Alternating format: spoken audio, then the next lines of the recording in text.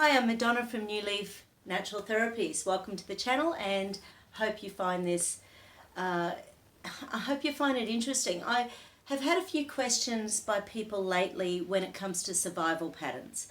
Why do we need to have it checked over and over again?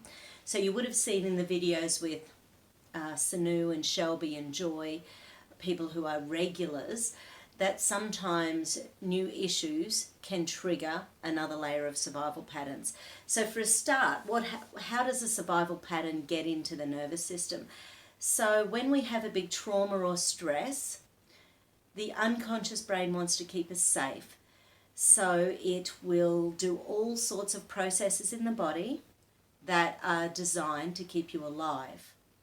So if you imagine the tiger in the room and the tiger's about to attack, it doesn't matter if your digestion's working. So one of the things it does is slows down digestion. So long-term digestive issues can be because of survival patterns. If you're about to get eaten by a tiger, it doesn't matter whether your thyroid's working optimally. So the thyroid can take a back seat while your adrenaline, noradrenaline, stress hormones are coming to the fore to help you deal with whatever stress it is. So there's lots of functions that happen in the body that under stress don't work as optimally as they do normally. Okay, so does that make sense?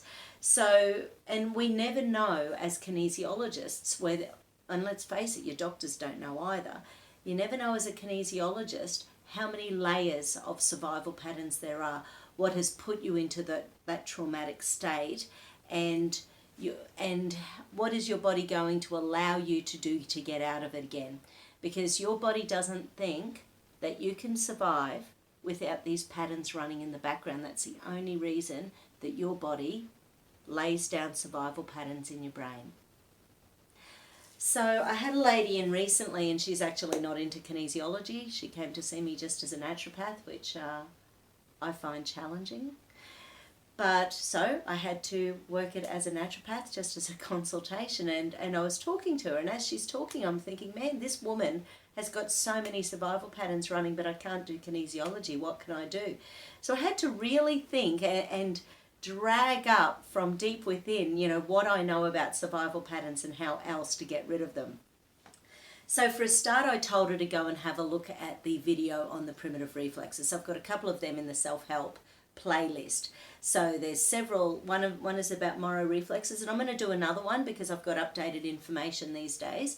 So one of them is about the Moro reflex. So there's an exercise where you lie down on your back. It takes a minute to do, once or twice in the morning, once or twice at night time, but you only need to do it once or twice a day. It's not a big deal, but 5 minutes out of your day, just get into it. And what that does, it's a very specific movement that you haven't done since you were in the womb. So every time you do the Moro exercise, you're accessing the survival stuff in the rear of the brain. That's where the Moro reflex lives. And you're utilizing the frontal cortex because that's where all your muscles are. So by doing the physical activity that you did in your mother's womb, you are reconnecting the front and rear of the brain. So every time you do it, you're creating new little pathways from front to back of the brain, which, as you can imagine, is really powerful. From the flower essence perspective, you've seen me in the videos, I use flower essences a lot, and I can make up individual flower essence combinations for clients as well. And I just grabbed a couple of my favourite ones because these are the sort of ones that resonate with people when we're working through different emotional issues. So Baobab, for example, is an Australian bush flower essence, and it's specifically to do with those belief systems we have about ourselves that we believe because our family has told it to us. So do you have things in your world that you only believe because it's been told to you since you were 2, 4, 6, 8 years old? One of my brothers used to call me a featherhead throughout, my whole high school years. And so I got this idea that that's who I was. I was a doughy, featherhead teenager who, flighty and carefree, and I didn't really think about too much else.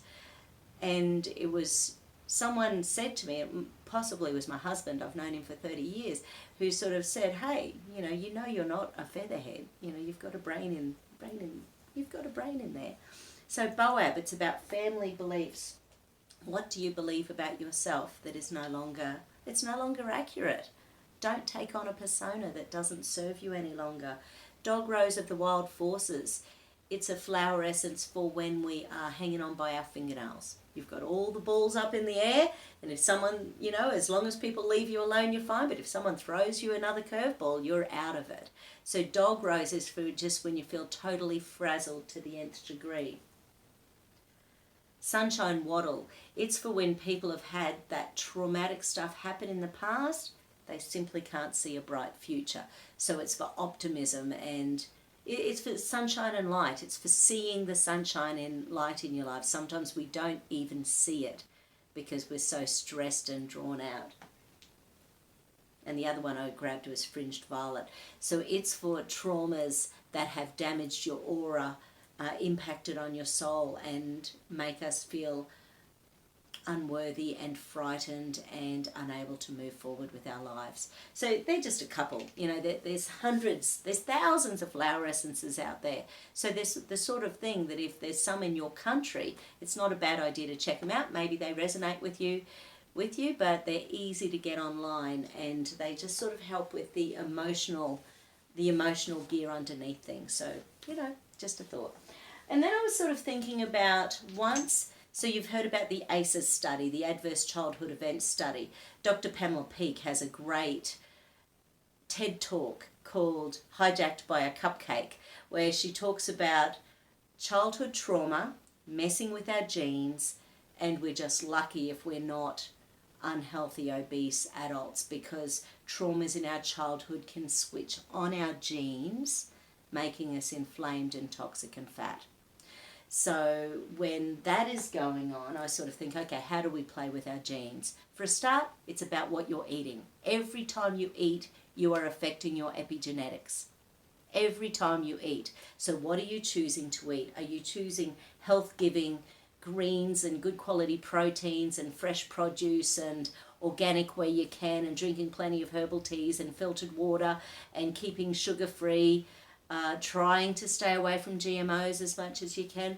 When you do those things, you're playing with your genes positively.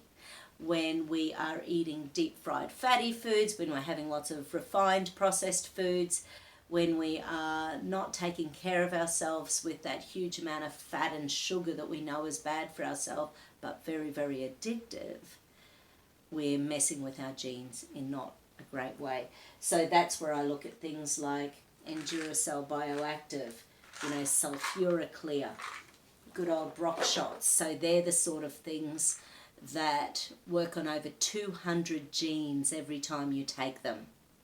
So, and those genes are anti-inflammatory, they're pro-detox, they help to switch on our anti-cancer genes. So they're the sort of things. And then once again, it depends on what's going on in your world and how many dodgy genes you've activated into what dose you need.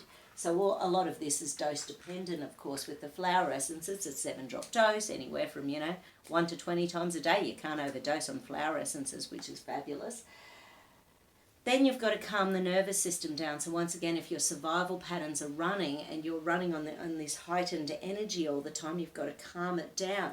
So things like Carmex, it's a combination of calcium, magnesium, potassium, activated B complex, taurine, glutamine. So they're nutrients that help to calm the glutamate in the brain. The glutamate is excitatory. It's keeping us vigilant and looking out for the next thing to go wrong. So that helps to calm that down. There's lots of things out there, lots of herbs like passion flower and valerian and rhodiola and oats, and there's lots of really nourishing, beautiful herbs that calm the nervous system down. Things like GABA. GABA is the anti-anxiety nutrients that our brain makes when it's working well. So when we're getting anxiety, our brain has too much glutamate, not enough GABA. So GABA is something that just helps to calm anxiety in the brain. And with one of the studies that was done, I think the guy's name is Bill Higgins, who started looking at the research on salmon oil as to why it's good for us. And what's cool is that there's over 40 years research on omega-3s and how amazing they are for our bodies. Obviously, everyone knows that oily fish, particularly oily fish, is very, very good for our heart and cardiovascular system. But what they found is that the perfect percentage of omega-3s to be in our cell membranes is 7 to 8%. Now, the average percentage in the cell membranes in Australia and the US is 3 to 4%. When people don't eat any fish, it's often as low as 2%. So now, what the studies showed is that not only is the omega-3 index, the lower it is, it's a higher risk of cardiovascular and heart disease, which is why the heart associations in certainly Australia and the US used to recommend 2 pieces of oily fish per week. Now they're saying 1 to 2, even though the research is better for 2 pieces of oily fish per week. So basically they've always recommended fish as a cardiovascular support. But what they found is that the higher that omega-3 index is in your cell membranes, the more able we're quickly able to come down after stress and resolve a problem. So when we're in survival pattern, our brain is constantly, in turmoil, and we are just getting through each day without ever feeling like you're just constantly running that rat race, even though the rat race may just be in our brains. So I think having those fish oils, we've always known that EPA, so in fish oils, you've got to get cleansed ones, because as we know, there's a lot of heavy metals in fish. So you've got to find a good reputable source that has been fully cleansed. So in Australia, there's a great Orthoplex one, there's a great Metagenics one, Nordic Naturals is another one. So there's some really good ranges that are fully cleansed, much higher than government regulations, because let's face it, heavy metals is not one of their priorities for our health. It's much more a naturopathic sort of concern. So the percentage of the omegas on the cell membranes is really important, because then they release these things called SPMs, and SPMs resolve inflammation. Now, when you're stressed, you're inflamed. When you're depressed, you're inflamed. Just when we have dementia, when we have Parkinson's, when we have autism, we're inflamed. These are inflamed little brains that need to calm down. So we need a combination of EPA and DHA. The EPA in fish oils is eicosapentaenoic acid, and it actually helps to, it increases serotonin. If you get 2,000 milligrams a day, it increases serotonin, but it's also anti-inflammatory. Now, the DHA is really crucial for the eye tissue and for regeneration of the brain. And one of the things that happens under trauma and under stress is that the nuclei in our brain, like the hippocampus, our memory center, starts to shrink. And there's been some studies with people with dementia where the size of the hippocampi are only 9% of the full size. So chronic stress can shrink these hippocampuses, so nothing's coming out to say, hey, the trauma's gone. You can get the blood supply back to the hippocampuses. It's safe again. So that's just a few thoughts on running on survival patterns, the sort of things that we can do. Oh, the other thing I was going to mention actually was vitamin C, because, there's thousands upon thousands of studies on the different benefits of vitamin C. It's good for the adrenals, it's good for viral stuff, it's good for helping to detox. It's both a fat and water-soluble antioxidant. So a good vitamin C can be amazing. But there's something called MCAS, mast cell activation syndrome, and that's when the immune system is making too much histamine. The histamine's laying down in the tissue, particularly the gut, the spine, the uterus for women, and the brain. So very much linked in with migraines, very much linked in with women's menstrual issues, very much linked in with allergies that are out of control. So the vitamin C, once again, it's about building up to bowel tolerance and keeping it there for a little while and seeing how those symptoms go. So vitamin C helps to pull histamine out of the body. Digestive enzymes help your body to remember to release DAO, which is the enzyme we need to get the histamine out of the gut. So vitamin C can be a good one as well, because if we've had a virus in the past, there's something called retroviruses. So retroviruses, we can be born with retroviruses in our DNA that are, once again, we're primed for this genetic inability to deal with stuff, this genetic predisposition to exhaustion and chronic viral activity, you know, that just doesn't resolve in our systems. So good old vitamin C, love it. The Brock shots, of course, helps with the genes as well, so that can help over a period of time to turn on those pathways for detoxification and anti-inflammatory action. So that's so that was about survival stuff, because once again, what do we do if we've got survival patterns in our own world?